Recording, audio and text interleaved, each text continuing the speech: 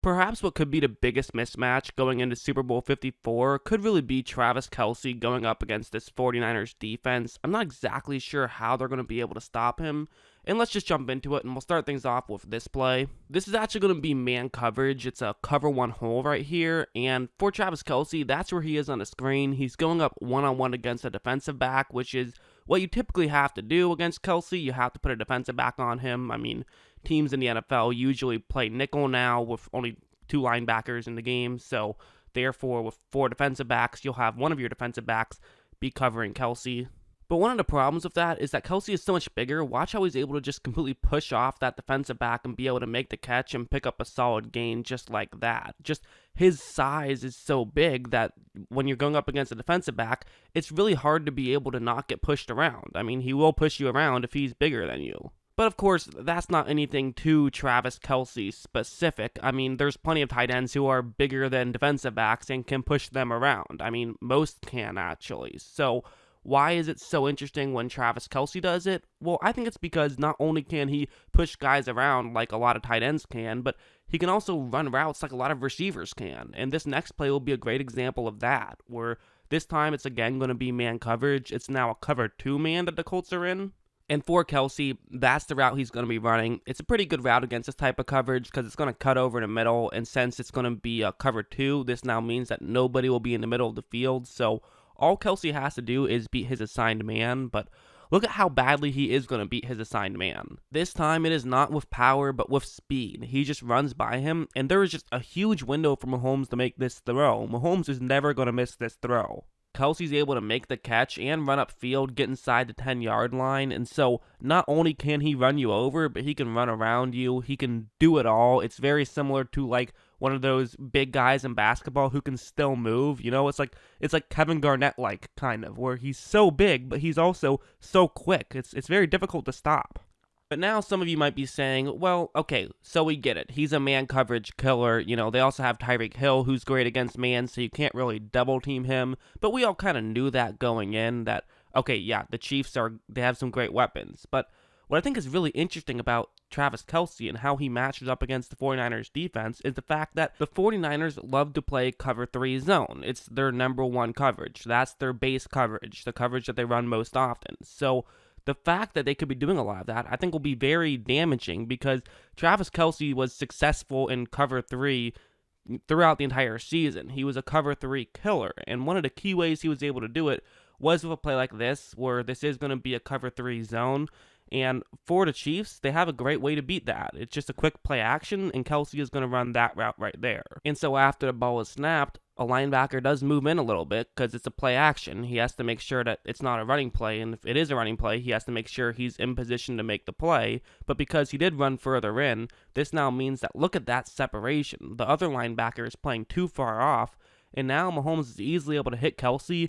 And again, this isn't like a crazy big gain, but they do get the first down, and that's what Kelce can sort of do for the Chiefs. And it also helps that he's good, athletic enough. He was able to break out of that and gain some more yards, but that's more secondary. I think the main thing is that this guy can beat cover 3 zone pretty easily, especially with those middling routes. It seems like he always just finds a way to get in a soft spot in that gap in coverage. You think, okay, we got to take away speed. Let's take away Hill. Let's take away Hardman, because those are probably going to be the guys trying to get in gaps in coverage. But you know what? Kelce, he can get into a gap in coverage quickly as well. And honestly, as good as that front 7 is at stopping the run and getting to the passer, the one way where you can beat them in terms of the front 7 is through the passing game. And also, one way you can beat the 49ers team is really with athletic tight ends. I feel like when athletic tight ends went up against the 49ers team, they did have some success. They absolutely did. This play is going to be an example of that. This is when the Saints were playing them. Obviously, it was just that crazy high-scoring game. It is going to be a cover 3 zone for San Francisco. And for the Saints, they're going to have Jared Cook running that route right there. So what's interesting about this route is that sort of in the middle of it, it will get into a gap in coverage. It'll get past the linebackers, but before the safety who is deep. And also keep in mind in cover 3, the one safety who is deep in the middle of the field, he has to stay a little bit further back than the 2 cornerbacks who are going to be in charge of the other 2 zones who are deep. And so after the ball is snapped, nobody picks up Cook. Nobody breaks out of their coverage to make sure they're covering him. And now Jared Cook is just completely wide open. I mean, look, there are 3 49ers in the area. Really, I think one of the linebackers should have actually ran over and tried to cover him once they realized what was happening. Just at least long enough till the safety can run over and, get some help right there. But instead, that does not happen. Jared Cook makes the catch, and that's just what you can't do against the Chiefs because, I mean, listen, Travis Kelce, he can move quick. He'll get into those gaps in coverage quickly. So you have to be aware enough to close up those gaps sometimes before he even gets there. Because if he's there for an instant, Mahomes can throw it in an instant and then they have a big gain. And there's also one other problem with running a lot of cover 3, and it's that teams can game plan that you might be running cover 3, like on this play. So Jared Cook is in motion, and when he runs to the bottom half of the screen, nobody follows him, which gives the Saints a pretty good idea that this is probably zone coverage.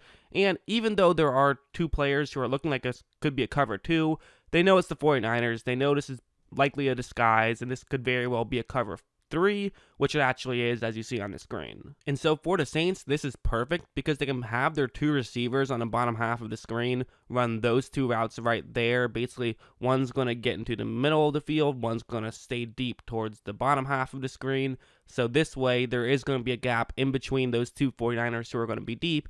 And Jared Cook can simply just run a quick route right over there, and it's already into a gap in coverage. But since the other 2 receivers are going to be stretching that gap in coverage out to be even bigger, this could make it wide open, and that is what's going to happen. Now again, a defensive back in the area probably should have realized what was going on and stayed deep with Cook. I think that's the key thing that San Francisco is going to have to do. As you see, Jared Cook is going to get wide open. Breeze does hit him. He actually misses the throw a little bit. Cook actually got concussed on that play, so that's not great, definitely. But I do think that, and just in terms of, going back to the X's and O's, I do think that San Francisco, they're going to have to do a better job of just staying aware. They haven't done a great job of that this season. That's probably been their biggest flaw, I think. I mean, outside of Richard Sherman, of course, I think the secondary and the deep plays, you have to be smart players if you're playing zone coverage. If you're playing man, you don't have to be that smart. Just cover your guy. In zone, you have to be smart, and I'm not saying they haven't been smart at times, but they definitely also haven't been smart at times. So, that's just kind of the thing that they have to work on, I think, heading into the Super Bowl. And for those people saying, okay, so if maybe they're not the best in zone, could you play man? And they are very good in zone, but I guess I should say maybe they don't match up perfectly well against zone. Maybe should you play man? You can't really do that either. I mean, like on this play, it's going to be a cover 2 man, and this is going to be Austin Hooper running just a quick route over there. And right after the ball is snapped, look at what happens. So Austin Hooper is right now one-on-one with Dre Greenlaw right there, but Greenlaw he's a little bit too further deep, which you really don't want to do against a guy like Hooper. But the reason why he is doing it is because he's kind of afraid of Hooper running over him. And if he's afraid of Hooper running past him, he definitely should be afraid of a guy like Kelce running past him because Kelce is quicker. And so one Hooper cuts up to the top half of the screen. He's open enough. Matt Ryan is able to hit him, and they get a decent gain on that one. And that's just the kind of thing where it's like, quite frankly, I don't trust anybody on the San Francisco 49ers team one-on-one against Kelce except for maybe Sherman. But, I mean, as we all know, at least according to Darrelle Revis, Sherman isn't the best in man. Obviously, he's still great in man. He just thrives as a zone corner. But either way, you wouldn't do that anyways because you have Tyreek Hill, you have all of these weapons for Kansas City that even if you double team Travis Kelce, well, now you're leaving Hill with a one-on-one matchup, you're leaving Hardman with a one-on-one matchup. I do think the move probably is go with the cover 3 zone and just try to be more aware, just stay more focused on your opposing team. And of course, you have to mix things up from time to time. We all know that. We all get that part. But the reality is, the cover 3 zone is what got you here. Don't go away from it now. That's what you have to do. But I just feel like Travis Kelce is going to have a big game against this type of coverage. That's just the way I'm looking at it. I could be 100% wrong. I absolutely could. But quite frankly, just looking at it on paper, I think there is a very real chance that Travis Kelce ends up with triple-digit receiving yards. That seems very logical, and I wouldn't be surprised to see him get like 10 targets either. That's just what I think could easily happen. just because I think that he does match up so well against this type of coverage. Of course, the exception is no one really matched up too well against this team because this is a good team, but the one way you can have some success, like take a Quan Alexander, for example, he's a great run stopper, is kind of so-so in pass defense. So maybe you could attack him with Kelce. I could absolutely see that happening. It seems like it's almost set up for the Kansas City Chiefs to have a lot of short passes down the field, but that's just so not what the Kansas City Chiefs do that I feel like they're not going to be able to help themselves and they're still going to try to go deep. And that actually could be a good thing for San Francisco. Maybe they end up going deep when they shouldn't. Mahomes makes a mistake. I could totally see that happening. But I could also see this Chiefs team just completely marching down the field, have like a 10-play drive where they never see a third down and get a touchdown. Like, that's also something I could totally see happening. But, at the end of the day, all of these predictions are just that. They're predictions. I mean, you can sit here and say, I think this is going to happen all you want, but sometimes just weird stuff happens, and there is an element of luck in football. We don't know who's going to actually have a good game or a bad game. Who really knows? But either way, it should be fun to watch. I hope you guys had fun watching this video, and of course, as always, thanks for watching.